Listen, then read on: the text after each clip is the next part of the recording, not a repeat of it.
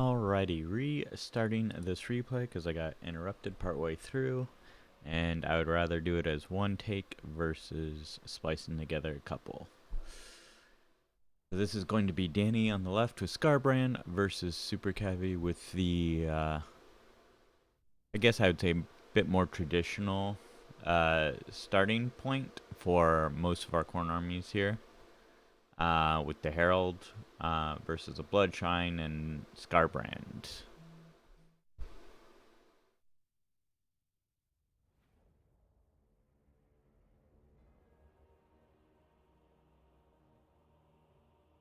So since I've already seen the beginning here, I already kind of know, and we'll give you a heads up. So it is going to be the Herald and the 2 spawn heading over to point 1 while Super kind of spreads his forces out to capture the rest of the points. Where Danny is going to really kind of more concentrate his forces all going to point 1. He will summon this Chaos Warrior and then some Gorbee's chariots and other things to come down and challenge. I believe it was point 3 later on. That's at about the 4-minute mark. So, and it's still 2 minutes until anything even unlocks here. So you can, that was about the point that I got to in the last attempt at this. Super Cavi is also going to be bringing in multiple units of the dual weapons. I'm kind of curious. I could potentially do a test of this. I'm probably not going to, but I've been told that the halberds are like when it goes corn warriors versus corn warriors, halberds are better than the dual weapons because of the extra armor piercing versus the bonus versus infantry here. Do regular ones? Yeah, regular ones don't have bonus versus infantry. So, and obviously just regular bloodthirsters probably beats them both because just high armor piercing with the bloodthirsters. Yeah, and there's the second one that's going to be coming over. They're made to carve up. And actually, in this type of matchup, where both sides are bringing just swarms of infantry, got some exalted bloodletters which just cut through all of it. And I did not check the reinforcing armies, see if either one brought it. But yep, here we go. 2 spawn and the Herald versus Scarbrand. I think Scarbrand could probably take that on his own. I don't know if he has these in walking or whatever, because obviously this is much faster. Danny's taken some time to try to do a surround, but this kind of missed. And Super Cavi is fighting off the Danny's Furies, and seems to have gotten the better of the engagement out of them. So 2 Furies for 1.5-ish. We'll see if that other one goes down. Okay, so 1.25 for 2. The summon of the bloodletters. I do think this is a really good distraction. Just instead of all these units, well, I say that, and now he's charging in the back. This is a unit of summon bloodletters. There's no point in trying to go out of your way to absolutely murder them, because they'll die on their own. If this unit's already kind of sacrificed just to distract, so your main forces over here can just capture this point, which obviously very much did, where points 2 and 3 were captured by Super. There's no point in sending more units over. Like, this unit could have just helped finish off the spawn, wrapped around, stopped this unit from coming in, been flanking this unit of Chaos Warriors. Instead, it is what it is. Is the other half going? This is what I did not see. This is the point I kind of wrapped up right around. So we have Spawn of Chaos, Gorbees, and some regular warriors coming down to face off against 2 Flesh Hounds. So this should go the way, I think, of Danny, as long as these Flesh Hounds don't notice what's happening and get the jump. It does look like Super's already sending some Warhounds, which won't really help here. They're just they break so easily. But then these warriors will help out against just counteracting warriors versus warriors. And I don't know if the spawn and the gore beast can take on 2 units of flesh hounds on their own. Does look like some blood crushers came in. Yeah, these are the blood crushers are the ones with the hellblades. So exalted bloodletters on juggernauts, and I do think units like this where it's like, oh, you need 80 kills. Well, that's 80 kills counting every time they get summoned, and not 80 kills for each individual summon. It does look like these spawn are going to beat back these cast warriors here. Scarbrand is being held up. These chariots just kind of got wasted in here. The dual weapons. Scarbrand. Scarbrand's at 39 kills. 3,000 damage in value. So he's, this is one of the few times I've seen him absolutely pay for himself. Going to be rampaging here for another 15 seconds before he could be sent over here to just help finish off that. These flesh hounds, I think, absolutely need to charge just into the back or stop this charge of dual weapons coming in here. But that's not what happens. These warriors are going after blood crushers. I don't know if that's a great call. Let's see here. Did not see the skull cannon summoned, and I don't know if that was a starting unit or not, but it did get a buff, so unfortunately he ran this just before the patch. So next time we see it, it will be good. That is not a good choice though. Skull cannons are not accurate. You are much more likely to do friendly fire. So over here, what ended up happening? These Scorby chariots need to get back out, run through this way, anything. Just don't leave them in combat like this. Does look like the flesh hounds got beaten badly. So this does go to Danny, but we have 1 unit of Chaos Warriors here. Yep, there goes Gorbeast. Thank God they are out of there. Another unit of Chaos Warriors coming over. These Gorbeast chariots come around and hit the back. That would be great. Danny is still holding strong over here. The skull cannon is probably not a good target to be shooting. You might as well just engage in close combat. Scarbrand charge over here, just finish off these blood crushers. I don't know what quite got a hold of these blood crushers. They were doing good when I looked at them a second ago. But maybe it's just everything falling apart. Or maybe it was just a different unit of blood crushers I was looking at.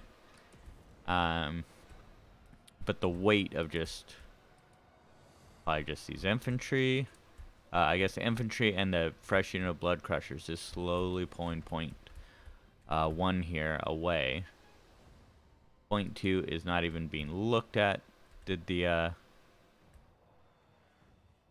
now I saw some Gorbeast chariots going this way. Where did they go? Did they die? I look away for 1 second. It looks like oh, there they are. Just get mixed up on who's Gorbeast chariots. They were Danny's chariots, so I need to look at the green units, not the red units. The Blood Shrine still alive, still doing decent work. He is keeping it with the majority of his army, so that does, I believe it has that area of effect. How big is that? Oh, not that one. Here we go. So +5 attack, +4 leadership. It's not huge, but when it's matched units facing each other,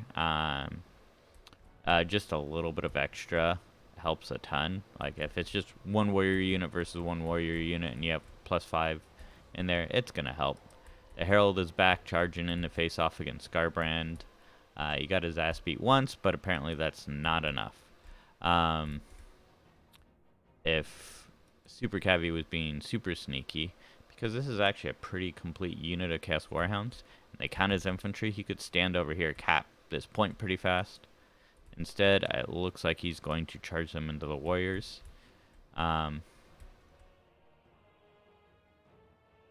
Danny is definitely holding on to this point. Like Chaos Warriors just keep kind of just pouring in here slowly. He is doing very good with these chariots. 629 in value, but there's half health. So I think at the rate it's going, they will pay for themselves versus Super's chariots over here just kind of let themselves get killed. Spawn are rampaging. Scarbrand was beaten back by that Herald, but Herald took about half life worth of damage. Does this have the totem as well, out of curiosity? No. See, these just needed to. It looks like they did beat back that very punishing unit of Chaos Warriors.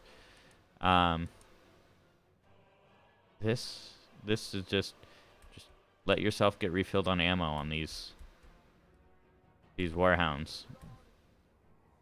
Oh, Starbrand comes back, slaps down the Herald. Regular Bloodletters sitting here, doing some good work. Let's see, these are not summoned.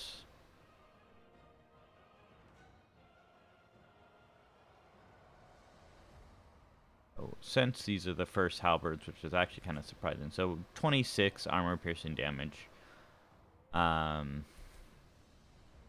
That is pretty good. Don't know if I would be charging Scarbrand in here. Oh, but he's that is not Danny's choice. Danny is trying to get it out of there, but Rampage is a thing that makes you do dumb things. Don't know why he's pulling these out. This would be a great trade for him. Bloodletters into unless he's worried about the reinforcement of the spawn coming in, but he's sacrificing his spawn. Two, I guess you kind of want to hold on to this point. Charging his army that he'd been slowly amassing over here at point 3 into point 1. Let's see, what else does he have down here? He has some Bloodletters. His Skull Cannon made its way down here, and then we have Chaos Warriors with dual weapons. Really fast, I can check this. So armor piercing is 14. So 14, 21, and then 43 base damage. And I believe the bonus versus infantry is armor piercing as well. 21 versus 26, but the base damage is way higher on, which I know, like, especially with armor 100, might not get through. But yeah, so 5 more damage infantry versus infantry, like 5 more armor piercing damage from this versus the dual weapons.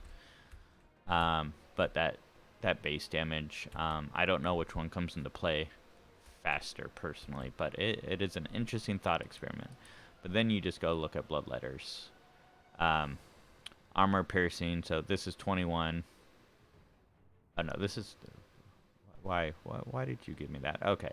23, so almost the same, and then plus 9 versus infantry. So that will put it over the halberds by a good amount.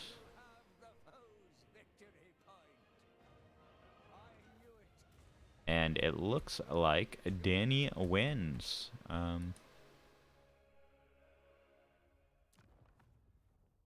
Congratulations, Danny. Let's see, Scarbrand definitely paid for himself. This might have been summoned in a second time. Yeah, the hounds did not pay for themselves. Spawn were summoned in multiple times. I don't know if the cultist was. I think the cultist did kind of pay for itself because it did get that summon and took out about half-life of one of these warrior units. Cultist will be going up, so that's probably much more expensive cultist now. I'm guessing this got re-summoned in because I remember seeing him down on health. 895, so it didn't quite pay for itself. 1200, I don't know if it got summoned in a second time. No exalted Bloodletters on this side. And what about over here? So the Blood Crushers, I don't know if these were one summon each. This definitely didn't pay for itself. But yeah, I think both sides could have Looks like he had 3 here, and then yeah. So I think you think the demons are the good way to go if you're gonna do mass infantry against mass infantry, because you guys can see each other starting armies. Like, uh, the what was I looking at here? Yeah, like I think the flesh hounds are a good call. For both sides. Surprised that there weren't more flesh hounds here. Um, and then like these guys did really good. I don't think they were summoned more than once. This unit paid for itself. This unit almost paid for itself. But it was also going up like in the area against Scarbrand, and then yeah, just some regular bloodletters. Let's see what did the bloodletters over here do. Like I don't think these guys were summoned multiple times. 700, 700. They were still alive. We got some chevrons going into them. Like I think this is the bloodletters and exalted bloodletters definitely a good call. 77 kills. So this almost proc. This one did proc. So if you had brought it back, it would have already. Well, I know you don't get to choose which one you bring in, um, but it would have been that Hellblade buff would have already been activated, and that would have just allowed you to cut through so much faster. How many kills did Scarbrand get? Scarbrand got 93 kills. So his bonus was definitely well. That's probably how he spanked the Herald twice. So that's that. After this, it'll be the 1.2 patch for the remaining games of this week.